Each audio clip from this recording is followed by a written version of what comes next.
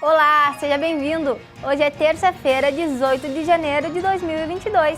Você acompanha agora notícias da região e do Brasil. Confira na edição de hoje. O 5º Batalhão da Polícia de Choque desencadeou ações de patrulhamento tático motorizado no período de uma semana. Foram presos 15 criminosos. Pelotas foi um dos 4 novos destinos no Rio Grande do Sul definidos pela Gol. Mais de 3 milhões de brasileiros passam a receber o Auxílio Brasil a partir desta terça-feira. Vamos ver também sobre os números da Covid-19 no Brasil. Termina no dia 31 deste mês o congelamento do ICMS. Essas notícias você acompanha agora no Informe Região.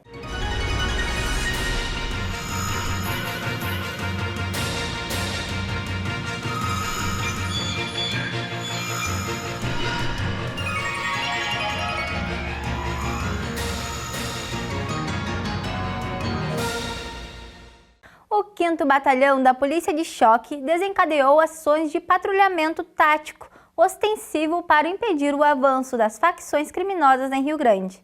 No total, foram presos 15 criminosos.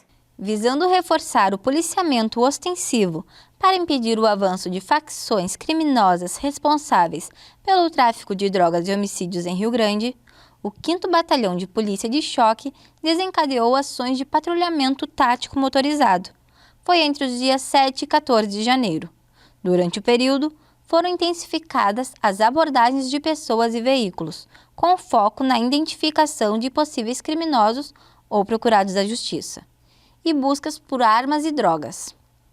No total, foram presos 15 criminosos, sendo 11 prisões pelo crime de tráfico de entorpecentes. Durante os 7 dias também foram apreendidas 4 armas de fogo e 28 munições, além de drogas e dinheiro. A Gol definiu em novembro que Pelotas seria um dos 4 novos destinos no Rio Grande do Sul. O voo entre Pelotas e Guarulhos liga a zona sul do estado com o estado de São Paulo. O Programa Estadual de Desenvolvimento da Aviação Regional tem o intuito de promover o crescimento econômico, social e turístico do Rio Grande do Sul, com a aplicação das rotas de voos regulares e a qualificação dos aeroportos regionais. Pelotas foi um dos 4 novos destinos do Rio Grande do Sul definidos pela Gol em novembro. A nova rota da Gol passou a ligar, com comodidade e rapidez, um importante polo do estado com o centro comercial e financeiro do Brasil, permitindo aos clientes a rápida conexão com todo o país e o exterior. A conexão ao principal aeroporto do país e um dos principais aeroportos na América Latina, que é o aeroporto de Guarulhos, é uma conexão para todo o restante do Brasil, né, e a partir dos voos que ali são direcionados e para o resto do mundo. Isso facilita na hora de atrairmos negócios, investimentos, aproxima as famílias, melhora a qualidade de vida das pessoas nessa conexão com os grandes centros. Então nós estamos certos de que isso vai significar um impulso econômico para essa região. Nós estamos falando de, por 1h30 de voo, Pelotas estar conectada ao principal centro econômico do país e dali para o mundo. Nós trabalhamos, o governo do estado, com incentivos fiscais para que isso acontecesse. O estado incentiva a aviação a partir da redução do ICMS sobre o combustível da aviação. E, com isso, o Rio Grande do Sul, que já é o estado que tem maior número de voos regionais da capital para o interior do estado, passa a ser o estado que tem o maior número de conexões diretas do interior para o aeroporto de Guarulhos. Então, a nossa política de aviação tem dado bastante certo e temos absoluta convicção que vai fazer diferença na economia e na vida das pessoas. E a partir de hoje, mais de 3 milhões de brasileiros passam a receber o Auxílio Brasil. O calendário do pagamento em janeiro inicia com o depósito para os beneficiários do NIS Final 1. A previsão é que o benefício seja pago até dezembro de 2022. Neste ano, o Auxílio Brasil vai beneficiar cerca de 17 milhões e meio de pessoas, um recorde de beneficiários em um programa de transferência de renda do governo. Já neste mês, 3 milhões de famílias foram incluídas na folha de pagamentos do benefício. Os novos favorecidos vão receber o valor de R$ 400. Com a inclusão de novas famílias, o programa zerou a fila de elegíveis. No total, o estado que tem o maior número de famílias inscritas é a Bahia, com 2.160.000 pessoas, seguida por São Paulo, com 2.140.000. O calendário de pagamentos do benefício segue o último dígito do número de identificação social, o NIS, impresso no cartão de cada titular. Podem receber o Auxílio Brasil as famílias em situação de extrema pobreza com renda de até R$ 100 por pessoa.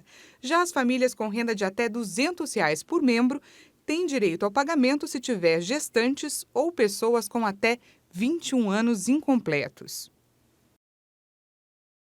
O Brasil bateu a marca de 23 milhões de casos de Covid desde o início da pandemia. O país também chegou a mais de 600 mortes. O Brasil confirmou 74 novas vítimas da Covid no Brasil em 24 horas. Agora são 621.045 mortes pela doença desde o início da pandemia. Também foram confirmados mais 24.934 novos casos de infecção por coronavírus de um dia para o outro. Ao todo, mais de 23 milhões de diagnósticos já foram confirmados para a doença. A média móvel de mortes está em 152 vítimas diárias. A curva apresenta tendência de alta com variação de 55%. Está abaixo de 200 pelo 43º dia seguido, depois de 1 ano e meio acima do patamar. Já a média móvel de casos aponta 68.107 registros diários. O número indica tendência de alta com aumento de 773%. E no mapa da evolução da doença por regiões, hoje 15 estados indicaram alta. Acre, Amazonas, Bahia, Maranhão, Mato Grosso do Sul, Minas Gerais, Pará, Paraná, Piauí, Rio Grande do Norte, Rondônia, Santa Catarina, São Paulo e Sergipe. Outros 3 estados estão em estabilidade e 4 apresentaram queda. Outras 5 unidades da federação não divulgaram os dados: Distrito Federal, Espírito Santo, Pernambuco, Rio Grande do Sul e Tocantins. Termina no dia 31 deste mês o congelamento do ICMS, feito pelo CONFAZ dos estados. Os governadores disseram que não vão renovar a medida. Vale só até o fim deste mês o congelamento do Imposto sobre Circulação de Mercadorias e Serviços dos Combustíveis, o ICMS, em todos os estados brasileiros. A medida aprovada pelo CONFAZ no fim de outubro do ano passado pelos 27 estados fez com que os governadores abrissem mão de receitas para reduzir o impacto do preço dos combustíveis nas bombas, mas segundo o Fórum Nacional dos Governadores, foram 6 aumentos de lá para cá. Assim que foi aprovada, a medida já tinha data para acabar. O governador do Piauí, coordenador do grupo, explica as razões para que o congelamento não seja prorrogado. Primeiro, pelo descaso. Um descaso em que, ali atrás, se dizia a todo instante que o problema do preço dos combustíveis era o ICMS aplicado pelos estados. Provamos que não. Segundo lugar, havia ali uma proposta, teve uma reunião com o ministro Paulo Guedes, com o presidente do Senado, Rodrigo Pacheco, o senador Roberto Rocha, que é o relator da reforma tributária, a presença dos estados ali representada pelo Concefaz, e ali o objetivo dessa trégua era chegar a um entendimento para aprovação da reforma tributária. Isso também não aconteceu. Por outro lado, a Petrobras seguiu dando reajustes e mais reajustes no combustível. Então, se o objetivo era encontrar uma solução e se as portas foram fechadas, é claro, o Fórum dos Governadores reagiu dizendo, se não é possível ter um entendimento, por que então que estamos abrindo mão de receitas para ações para o nosso povo? Pelas redes sociais, o presidente da Câmara, deputado Arthur Lira, atacou. Disse que os governadores estão colocando um bode na sala ao acusar o Congresso e o Executivo para fazer cortina de fumaça quando resolvem acabar com o congelamento do imposto que corresponde a 1/3 do preço do combustível nas bombas. Disse ainda que a União e o Congresso avançam em negociações definitivas e que a arrecadação do imposto é fácil e na veia em ano de eleição. Finaliza enfatizando que é um projeto na mesa, mas que tem gente que só pensa em outubro, fazendo alusão às eleições. Em outra publicação, diz que a Câmara fez a parte dela ao aprovar o projeto de lei que estabelece um preço fixo para o ICMS sobre os combustíveis, que o texto está no Senado, onde virou patinho feio e agenido mercado. Conclui dizendo que cobranças devem ser enviadas àquela casa. O senador Jean Paul Prats retrucou. Afirmou que é no mínimo um equívoco de Lira atribuir ao Senado a responsabilidade pelo preço absurdo dos combustíveis e que a casa trabalha em uma situação completa para pôr fim à situação. O senador é relator de um projeto que foi aprovado pela Comissão de Assuntos Econômicos do Senado no ano passado e, segundo Jean Paul, dará ferramentas ao Poder Executivo para recolher recursos no período de baixa internacional para conter flutuações temporárias em período de alta, garantindo uma redução de R$ 2 a R$ 3 no preço dos combustíveis. Mas para o professor do IBMEC, William Bagdasarian, a proposta, embora bem intencionada, pode não trazer o efeito esperado. Na minha opinião, esse projeto, apesar de muito bem intencionado, ele tem poucas chances de vir a se tornar efetivo. A primeira razão é de que, historicamente, esses mecanismos de estabilização de preço, eles não são tão bem sucedidos no nosso país. A gente não tem muitos exemplos de mecanismos de estabilização de preço que foram bem sucedidos na história. Pelo contrário, a gente tem vários eventos de estabilização de preço que geraram mais desequilíbrio ainda no médio prazo. A segunda razão é que, apesar de também bem intencionado, o projeto ele não foi baseado em um estudo formal feito por especialistas no tema, demonstrando os mecanismos de monitoramento, os mecanismos de avaliação, os custos da política, o custo-benefício dessa política, enfim. Então, acaba sendo uma atitude bem intencionada do parlamento, mas com uma possibilidade muito pequena de viabilidade econômico-financeira. E pior, a gente tem a dificuldade até de monitorar o projeto, haja vista que, como não foi planejado de forma tecnicamente robusta, você não sabe exatamente o que monitorar. Então, essa é a terceira razão. A segunda razão. A terceira razão é porque o custo de uma política desse tipo seria muito elevado. Ele diz ainda que o congelamento do ICMS também não traz grandes repercussões no preço final do combustível. É uma cadeia relativamente longa que tem a Petrobras, que produz o petróleo e que acaba refinando esse petróleo. A gente tem o pessoal que produz o álcool anidro, tem os governos que cobram os tributos estaduais e os tributos federais, e no final a gente tem os postos de combustível que acaba também participando do processo de comercialização do produto. Ora, na medida em que eu atuo em uma ponta em um elo dessa cadeia, né, que é o ICMS, o que acontece é que os outros elos estão soltos.